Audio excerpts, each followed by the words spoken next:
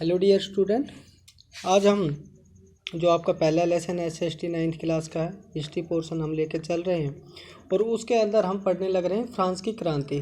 France की क्रांति से पहले क्या स्थिति थी, राजनीतिक क्या स्थिति रही है, किस तरह के वहाँ पर भौगोलिक या फिर राजनीतिक, आर्थिक, सामाजिक हालात थे और उन हालातों के चलते वहाँ पर जो क्रांति हुई वो क्रांति केवल एक कारण नहीं था, उसका राजनीतिक, सामाजिक, आर्थिक अपने अपने स्तर पे कारण हुआ, वो कारण रहे और उन कारणों के परिणाम से ही वहाँ पर फ्रांस की क्रांति हुई। और फ्रांस की क्रांति ने दुनिया के देशों को स्वतंत्रता, भाईचारा और बंधुत्व का विचार दिया। और ये अगर किसी राष्ट्रवाद का जो विचार है, सबसे पहले आधुनिक जो कॉन्सेप्ट है नेशनलिज्म, ये राष्ट्रवाद का जो विचार है ये आधुनिक देन है। और आधुनिक विश्व की अगर बात करते हैं तो फ्रांस से ही राष्ट्रवाद का विचार निकल के आया। और विशेष तौर पर अगर आपकी किताब पे ध्यान दें तो आपकी किताब की जो 9th क्लास की SST का पोर्शन है उसका टाइटल भी यही है कि भारत और समकालीन विश्व। मतलब इस समकालीन के भारत में जो चीज़ें होने लग रही है उसके साथ साथ दुनिया में क्या होने लग रहा है और दुनिया में जो घटनाएं घटी उन घटनाओं का भारत के ऊपर क्या प्रभाव पड़ा, ये सारी चीज़ें एक दूसरे से जुड़ी हुई है। इनको जोड़ के देखने के लिए स्टेप टू स्टेप एक लेसन से दूसरे तीसरे लेसन को हम पढ़ेंगे। और इसी के अंदर हम एक चीज़ और जानेंगे कि राष्ट्रवाद क्या है। राष्ट्रवाद के साथ साथ उभरते हुए जो राष्ट्रवाद का विचार है फ्रांस की क्रांति में मध्यम वर्ग क्या सोचता था, क्योंकि जो इसमें आप टाइटल पढ़ोगे कि उभरते मध्य वर्ग ने विशेषाधिकारों के अंत की कल्पना की। विशेषाधिकारों की मतलब ये है कि आपको जब सामाजिक स्ट्रक्चर फ्रांस का बताया और सामाजिक स्ट्रक्चर जो था, ढांचा था, उसके अंदर आपने देखा कि एक वर्ग विशेष था। वर्ग विशेष का मतलब स्पेशल एक ऐसा वर्ग था जो ये मानता था कि जो फ्रांस है, फ्रांस के अंदर पादरी था, चर्च था या कुलीन जो व्यक्ति थे या राजा थे, उनको विशेष अधिकार प्राप्त थे जन्मजात से।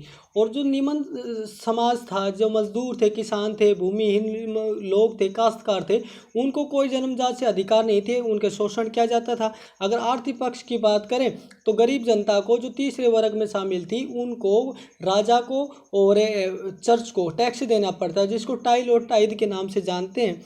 लेकिन जैसे जैसे मध्यम वर्ग उभर के आता है, मध्यम वर्ग अपने आप में इतना सक्षम होता है, वो आर्थिक रूप से भी, उसके पास समय भी होता है। तीसरी जो सबसे महत्वपूर्ण चीज़ है वो है बौद्धिक।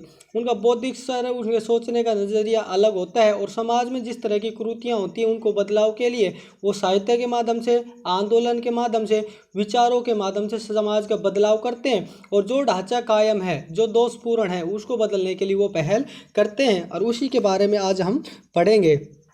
पहले भी कर बढ़ने और अकाल के समय किसान और कामगार विद्रोह कर चुके थे, परंतु उनके पास सामाजिक आर्थिक व्यवस्था की बुनियादी बदलाव लाने के लिए साधन और कार्यक्रम नहीं थे। मतलब लोग दुखी तो थे लेकिन उनके पास कोई लक्ष्य नहीं था, उनके पास कोई सोच नहीं थी, उनके पास विचार नहीं था जो लोग इकट्ठा करके एक किसी पर्टिकुलर किसी टारगेट को अपने सामने रख के, किसी एक उद्देश्य को सामने रख के वो आंदोलन कर सके। लेकिन उन्होंने विद्रोह किया और विद्रोह दिशाहीन भी हो सकता है, बिना मुद्दे के भी हो सकता है, और वो किसानों के द्वारा आंदोलन किए भी गए लेकिन वो दिशाहीन थे। लेकिन अब क्या हुआ, ये जिम्मेदारी तीसरे स्टेट के उन समूह ने उठाई जो समर्थ और शिक्षित होकर नए विचारों के संपर्क में आ सकते थे। मतलब अब ये एक ऐसा वर्ग उभर के आया जो इन सभी बदलावों के लिए, इन जो दुखी जनता है उसको एक सही उद्देश्य देते हुए, सही कार्यक्रम तैयार करते हुए और प्लानिंग करते हुए जो उनका शोषण की व्यवस्था है उनको समाप्त करके, जो वर्ग विशेष उनका शोषण कर रहे हैं, जो विशेषाधिकार से संपन्न है, उन सबको ख़त्म करने के लिए ये लोग अपना उनका नेतृत्व करते हैं, उन चीज़ों को वो मोर्चा संभालते हैं। 18वीं सदी में एक नए सामाजिक समूह का उदय हुआ जिसे हम मध्यम वर्ग कहते हैं, जिसने फैले समुद्र पारी व्यापार और ऊनी और रेशमी वस्तुओं के उत्पादन पर बल पर संपत्ति अर्जित की थी। मतलब ये मध्यम वर्ग एक ऐसा था जिसके पास पैसा था और इन्हें पैसा कैसे कमाया, व्यापार के माध्यम से। और व्यापार में ऊनी और रेशमी वस्तुओं का ये व्यापार करते थे और उनके द्वारा इनके आय के साधन यही थे और इनसे इन्होंने काफ़ी संपत्ति, पैसा इकट्ठा किया था। ऊनी और रेशम कपड़ों का या तो निर्यात किया जाता था या समाज के समर्थ लोग उन्हें खरीद लेते थे।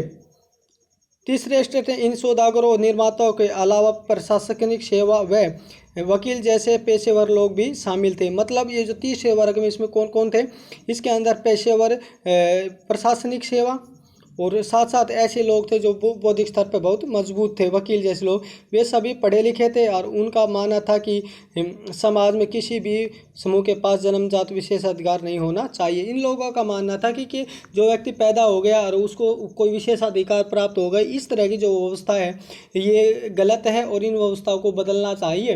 और कोई भी व्यक्ति अपनी योग्यता के आधार पर विशेषाधिकार प्राप्त कर सकता है, लेकिन वो अगर किसी के घर में अगर पैदा हो गया, अगर संपन्न वर्ग है, तो वो विशेषाधिकार का हो जाएगा। और जो गरीब व्यक्ति है, जो निम्न दर्जे का व्यक्ति, उनके घर में अगर वो हो गया योग्यताएं, लेकिन उसको विशेष दर्जा या विशेष अधिकार प्राप्त नहीं होंगे।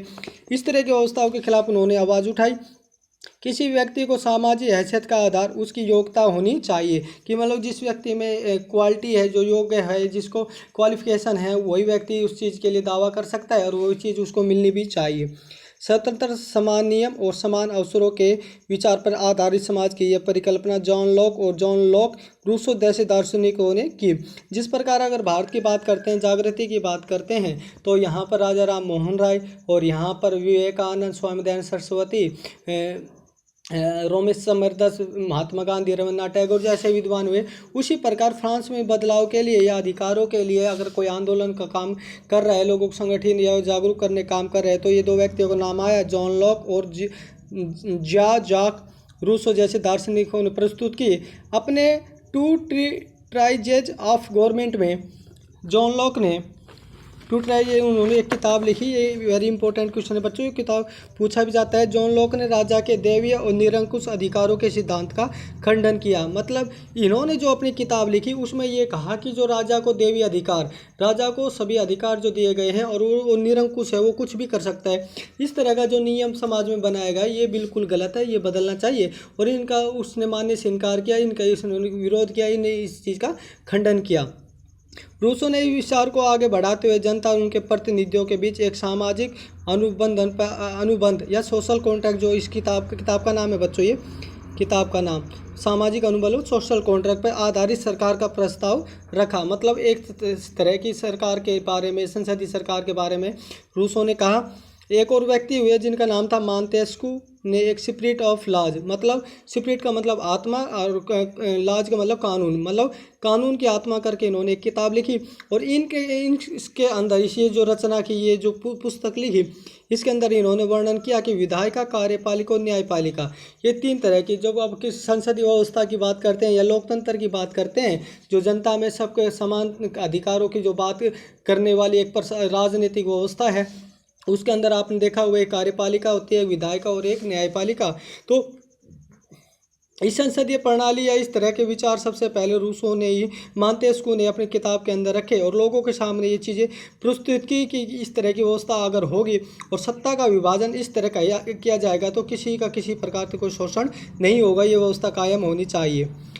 जब संयुक्त राज्य अमेरिका में 13 उपनिवेशों ने ब्रिटेन से खुद को आज़ाद घोषित कर लिया, तो वहाँ इसी मॉडल की सरकार बनी। और जो मांटेस्कू ने जो विचार रखा था, इस तरह की जो बातों को स्वीकार करते हुए, जब अमेरिका जो उसके 13 उपनिवेश अंग्रेजों के गुलाम रहा एक समय में अमेरिका, और आपको बता दें 1789 जो क्रांति होती, उससे पहले 1776 में अमेरिका आज़ाद हुआ था और अमेरिका ने अपना जो संविधान बनाया उसमें इसी लोकतांत्रिक ये कार्यप्रणाली इसी को अपनाया।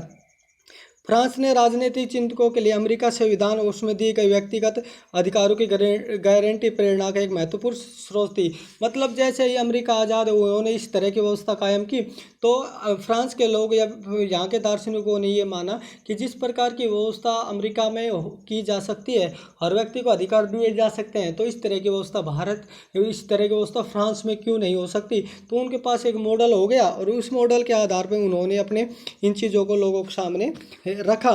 दार्शनिकों ने इन विचारों पर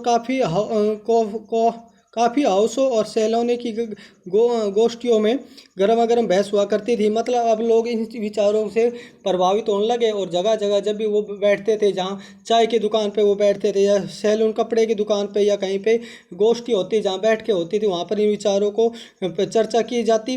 पुस्तकों और अखबारों के माध्यम से इनका व्यापक प्रचार हुआ। अब धीरे धीरे साहित्य आ गए, प्रिंटिंग प्रेस आ गई, तो जो इन्होंने किताब लिखी थी, इन किताबों का समाज में प्रचार होने लगा, लोग इन चीज़ों से प्रेरित होने लगे, लोग इन चीज़ों को पढ़ने लगे और जागरूक होने के साथ साथ पुस्तकों और अखबारों को लोगों के बीच जोर से पढ़ाया जाता ताकि अनपढ़ लोग भी उन्हें समझ सकते थे। मतलब समाज के बहुत सारे वर्ग ऐसा था जो अनपढ़ था, जो पढ़ नहीं सकता था, इसलिए इन किताबों को समाज का एक आध जो पढ़े लिखे लोग होते थे वो उस किताबों को या अखबारों को ज़ोर ज़ोर से पढ़ते थे, जिसके द्वारा जो निरक्षित लोग हैं वो पढ़ तो नहीं सकते लेकिन सुन तो सकते हैं।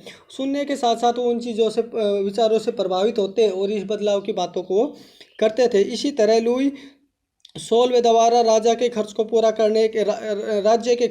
करने के लिए फिर से कर लगाए जाने की खबर से विशेषाधिकार वाली व्यवस्था के विरुद्ध गुस्सा भटका। मतलब एक तरफ लोग जागरूक हो रहे हैं, उसी समय क्या हुआ कि जो लुई 16 उस टाइम में बुर्बो वंश का जो राजा था उसने क्या किया, अपना राज्य का जो खर्चा था, उसकी सरकार का जो खर्चा था उसको पूरा करने के लिए करों की संख्या बढ़ा दी। करों के जो रेट थे, या फिर मान लेते हैं अगर 50 रुपये लेते थे तो उनके 70 रुपये कर दिए गए। तो टैक्स में जो बढ़ावा दिया गया है तो लोग पहले जागरूक होने लगे, थोड़ा शोषण भी उनका पहले से होने लग रहा था, और उनके साथ साथ अब भी इस तरह की माहौल पैदा कर दिया। और इसको आप ये भी कह सकते हैं जले हुए पे नमक छिड़ने का या घाव को कुरेदने का काम इस कर व्यवस्था ने की, और इसकी वजह से उन लोगों ने आंदोलन या क्रांति आरंभ कर दी। तो बच्चों ये हमने पढ़ा किस तरह की व्यवस्था फ्रांस में थी और किस तरह का बदलाव दार्शनिकों के या मध्यम वर्ग के नेतृत्व में फ्रांस में होने लग रहा है, और जिसके कारण ये योगदान दार्शनिकों को रहा है और किस प्रकार फ्रांस की क्रांति होती है। ये सारी चीज़ें आज के लेक्चर में इतना ही पढ़ेंगे। कल का जो लेक्चर होगा उस पर क्या क्या आगे की गतिविधियाँ हुई और फ्रांस की क्रांति के क्या परिणाम आए, क्या क्या उन्होंने नए बदलाव किए, ये सारी चीज़ें कल के लेक्चर में पढ़ेंगे। आज के लिए इतना ही, धन्यवाद।